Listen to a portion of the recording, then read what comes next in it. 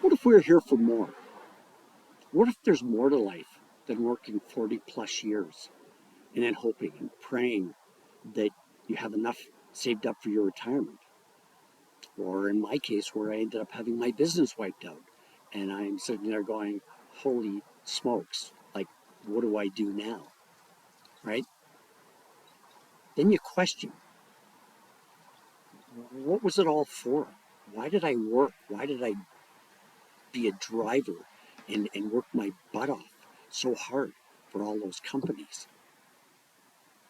And don't get me wrong, I love free markets. I really do. I love capitalism.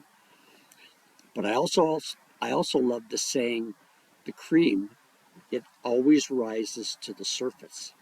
And stick with me till the end where I will reveal why it's all worth it.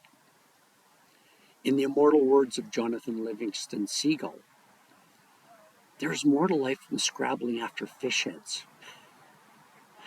This metaphor by Richard Bach, who wrote the book, signifies the longing we have as human beings to raise ourselves from a life of survival to pursuing something more meaningful in life.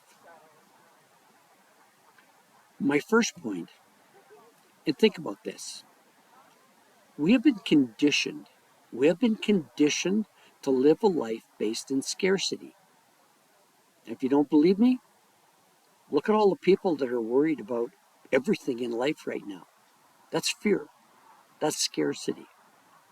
When we think about it, when we live on this beautiful, amazing planet with all the abundance and resources and crops, did you know that I read the stat a few years ago? I think there was only like 7 billion people, 7.2 billion people on the planet. But we have enough land and arable land to feed the population. I think it was close to 8 times over. So if you don't think we live in scarcity, that that is something that we all do. Second of all, how we've been trained to accept routine as normal, as our lot in life. I don't know about you, but I used to drive when I was younger, driving across town to a job. And over weeks and then months and then years, like you got to see the same people driving. Has that ever happened to you where it's like, oh yeah, I recognize that gal in that brown Chevy, or oh yeah, there's that guy in that blue Toyota, or whatever the case may be. But one of the things I started doing was observing people and looking at their expressions. And are they excited? Are they lit up? Are their eyes wide open? Are they wide awake? And what I saw was a lot of resignation. And this goes back to how we get trained into our routine in life. This literally, it kills aspirations. Any aspirations that we have, it just drives them into the ground. And then ultimately what happens is we end up losing our drive. And I believe that this is one of the reasons why socialism is being pushed so hard. And I'm not out to do a political rant. This isn't a political rant. But the saying always came to mind for me: this is not my lot in life.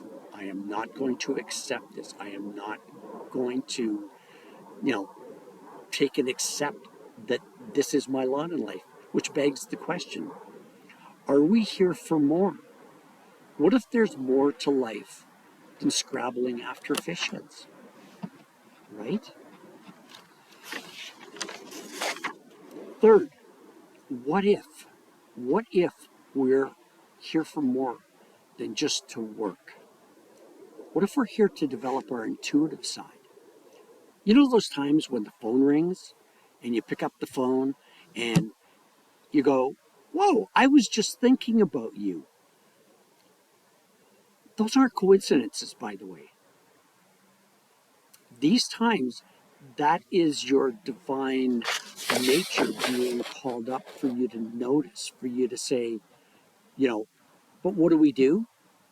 Most of us slough it up. Oh yeah, yeah. Oh hey, how you doing? Oh yeah, I was just thinking about you. And then you get on with your conversation. But do you ever spend the time looking at developing that intuitive side of yourself?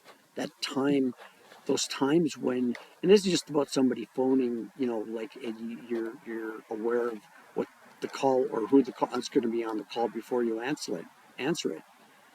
So for me, it's waking up to like answering this divine call, this divinity in us that calls us up to be more than just scrabbling after fish heads. I have a saying on my laptop that says, "And why not you?" Well, it's not on my laptop; it's beside my laptop. But the saying is, "And why not you?" I remember when my kids were younger, they'd come in to my office and they'd give me a hug and they'd just say, "I'd love that. I love that." And I'd say, "And why not you?" Right? So I'm asking you right now, and why not you? And finally, the bonus. What if we're here for a life of freedom, discovery, and learning? To develop our God given abilities to develop ourselves so we can contribute, so we can shine, so you can shine, which will then, of course, spark other people to shine, to go, wow, I want to be more like her, or I want to be more like him. Oh my God, right? Where we cause people to be bigger than themselves, where they want to go out into the world and share their ideas and share their spark and share that energy, right? And this is what I want to leave you with. Just that bonus. Go out and shine. Go out into the world, your friends, your family, your children, your grandparents, whatever it happens to be, shine so that it ignites that spark in them.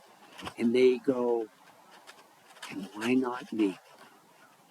If you like this video, give it a like and click to subscribe for more content like this. And also, in the comments, let me know your thoughts. Has this ever happened to you, or you're thinking about someone before the phone rings, and you know you're thinking about that person, and you pick up the phone and you go, oh my God, I was just thinking about you. What would it take for you to start developing your intuitive side, the side of you, that spark of you, that that which is, I believe, why we're all here? Share that in the comments if you've had stuff like that happen. Love you guys. I want you to have a wonderful, wonderful day.